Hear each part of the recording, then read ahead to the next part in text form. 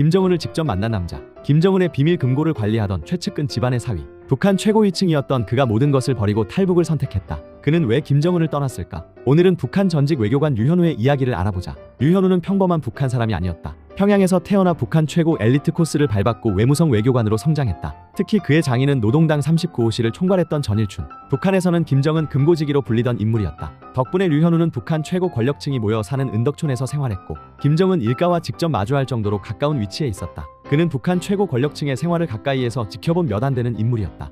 류현우는 해외 외교관으로 파견된 뒤 처음으로 인터넷을 자유롭게 접했다. 가장 먼저 검색한 것은 김정일이었다. 그 결과 백두산 출생, 혁명신화, 고난의 행군 일화 등 북한에서 배웠던 내용 가운데 사실과 다른 부분이 있다는 것을 알게 됐다고 밝혔다. 그는 이때부터 북한 체제에 의문을 품기 시작했다고 말했다. 이후 류현우는 쿠웨이트 북한 대사관 대사대리를 맡았다. 북한 외교관 가운데서도 매우 높은 자리였다. 대북 제재 속에서도 쿠웨이트 정부의 지원을 이끌어내는 등 외교 성과를 인정받아 훈장까지 받았다. 하지만 그때부터 인생을 바꿀 사건이 시작된다. 놀랍게도 그림 한 장에서 시작되는데 대사관 이전 과정에서 김일성과 김정일이 그려진 선전화가 사라진 것이다. 처음에는 조용히 덮기로 했지만 2년 뒤 함께 근무했던 직원이 북한 조사 과정에서 모든 사실을 털어놓았다. 그리고 모든 책임은 류현우에게 돌아갔다. 얼마 뒤 평양에서 지시가 내려왔다. 대사관에 있는 다른 그림을 가지고 직접 평양으로 들어오라는 명령이었다. 하지만 류현우는 다른 해외 대사관에는 같은 지시가 내려가지 않았다는 사실을 확인했다. 그는 평양으로 들어가면 즉시 체포될 것이라 직감했다고 밝혔다. 북한에서는 김일성, 김정일 초상화 관리도 정치범이 될 수 있는 중대 범죄였기 때문이다.